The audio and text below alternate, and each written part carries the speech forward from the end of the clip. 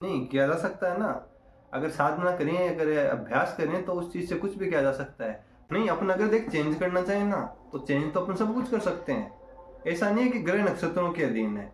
अगर ग्रह नक्षत्र सब कुछ होते तो पुरुषार्थ भी तो कोई चीज होती है ना। अब देख देख ज्योतिषियों में, विद्वानों में नारद जी का नाम आता है। ठीक है, तंत्र हो, ज्योतिष हो, अगम हो, निगम हो, उसमें नारद जी में ज्ञानी नाम अग्रण्यम के हिसाब से नाम आता है कि ज्ञानियों में वो सबसे ज्यादा आगे हैं। तो क्या अग्रगण्य, अग्रगण्य मतलब जो ज्ञानियों में आगे है, जो नॉलेज में आगे है। कि हर एक पुत्री के पिता को टेंशन रहती है कि अपनी बेटी का होने वाला पति कैसा होगा। तो एक बार ऐसे घूमते हुए नारद जी क्या एक जगह रुक के नहीं रहते श्राप के कारण। ये बाद में बताऊंगा, एक कथा है। तो नारद जी एक बार हिमालय पे पहुंचे, भगवती के पिताजी के पास पहुंचे। भगवती के पिताजी ने एक बार पूछा कि आप तो विद्वानों में श्रेष्ठ हो, ठीक है, तो आप कृपा करके मेरी पुत्री का हाथ देखकर बताओ, उनकी कुंडली देखकर बताओ कि इनका होने वाला पति कैसा होगा। ठीक है, तो नारद जी ने पार्वती माता का हाथ देखा। हाथ देखते ही वो बोले कि और गृहस्थियों की तरह मकान में नहीं रहेंगे, घर में, गांव में नहीं रहेंगे, वो तो गांव से दूर पहाड़ों में रहेंगे, कहीं पे सुनसान जगहों में रहने वाले होंगे। आपके पुत्र के जो पति होंगे वो तो नंग दड़ंग रहने वाले होंगे, वो तो शमशान में राख रमाने वाले होंगे। ठीक है, उनका कोई घर घर टापरा नहीं होगा, कोई मकान नहीं होगा उनका, वो तो पेड़ों के नीचे शमशान में कहीं भी पड़े रहेंगे। एकदम ओगड़ होंगे, अघोरी होंगे, सन्यासी के जैसे रहेंगे। भूत प्रेत उनके आसपास खेलते रहेंगे। पुत्र के पिता को बोल दिया जाए कि आप ही होने वाला पति ये होगा, तो पिता तो फिर भी चलो कहीं न कहीं समझ लेगा बात को कि इसके प्रारब्ध में लिखा है। लेकिन माता का हृदय बड़ा कोमल होता है, जो भगवती के अपनी पुत्री कैसे दे देंगे। अरे यार, जो राजा की पुत्री है, कितनी कोमलता, कितनी कितनी लाड़ प्यार से पली होगी। और नारद जी बोल रहे हैं कि इनके जो पति होंगे वो तो शमशान में रहने वाले होंगे, वो तो राख रमाने वाले होंगे, वो तो एक ओगड़ ओगड़ की तरह घूमने वाले होंगे, उनके तो कोई मकान नहीं होगा, वो तो पेड़ों के नीचे रहेंगे, बरगद के नीचे रहने वाले होंगे। तो टेंशन तो होनी है, जाए जाए तो हिमालय जी ने क्या किया, नारद जी से हाथ जोड़ के बोला कि प्रभु कोई इसका तोड़ बताओ मेरे को, इससे हमारी बेटी को अच्छा पति मिले। कि माता थी वो टेंशन में आ गई। उन्होंने बोला हिमालय जी से कि कैसे भी करके नारद जी को इसका तोड़ पूछो किया, ऐसे तो कैसे होगा, ऐसे तो किसी ऐसे अगोरियोगढ़ सन्यासी। देखो एक साइंस का भी रूल है, Newton equal to m c square, मतलब एनर्जी को डिस्ट्रॉय नहीं किया जा सकता, उसका अपन रूप चेंज कर सकते हैं।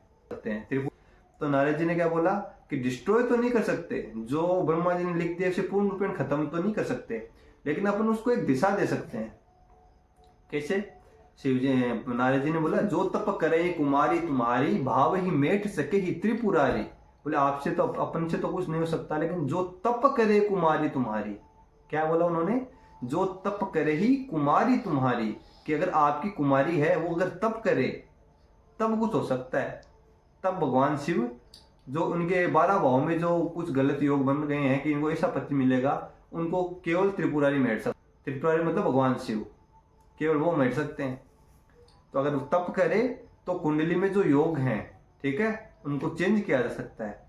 तो अब अपन पूछ सकते हैं कि नॉर्मल आदमी कैसे तप करेगा? भाई कोई ऑफिशियल काम कर रहा है, उसके जीवन में कोई प्रॉब्लम आने वाली है, तो उसको कैसे वो करेगा? तो यहाँ पे तप का मतलब हो गया कि जैसे किसी का पेट ज्यादा हो रहा है, मोटा हो रखा है, तो उसके लिए तब क्या हो गया? एक्सरसाइज तब हो गया।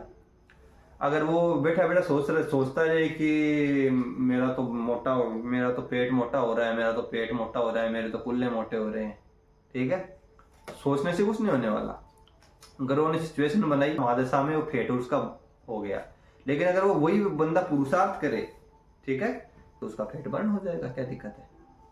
ठीक है, तो ग्रह नक्षत्र केवल अपने को सूचना देते हैं।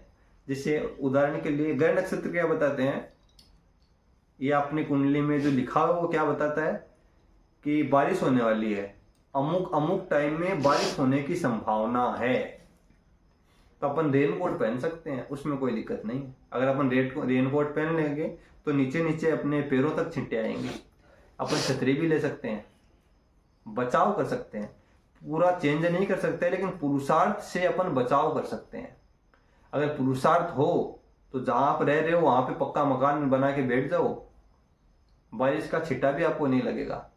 तो आप में पुरुषार्थ कितना है, आपकी साधना कितनी है, आपका तप कितना है, उस पर सारा निर्भर करता है। बाकी चेंज किया जा सकता है। पार्वती माता को उनको पिताजी को उनके नारद जी क्या बोले, जो तप करे कुमारी तुम्हारी, भाव ही मेट सके त्रिपुरारी।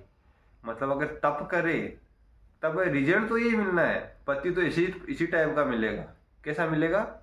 पति तो ऐसा मिलेगा जो जंग सन्यासी की तरह रहेगा, तपस्या करेगा, साधना करेगा, शमशान में रहेगा, लेकिन इसकी फॉर्म चेंज हो जाएगी। तो फिर पार्वती माता ने तप करना स्वीकार किया।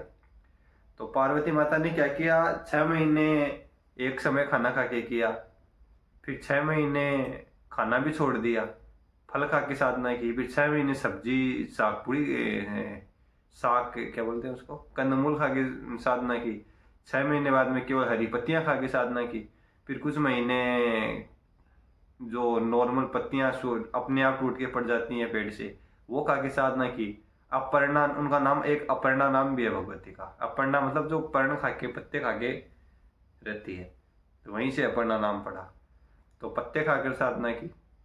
फिर माता ने बोला कि शिव जी ऐसा कुछ तो होंगे नहीं, तो अब मैं केवल जल पी के साधना करूंगी। तो फिर कुछ समय माता ने जल पी कर साधना की।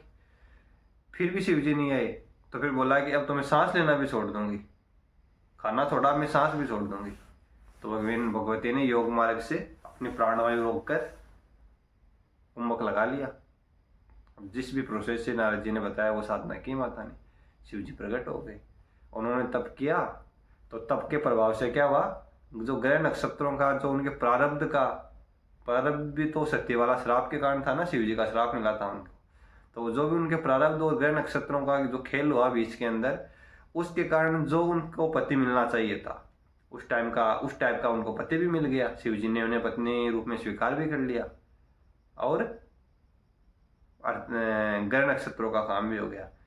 इसका मतलब है कि जो होना है वो तो होगा।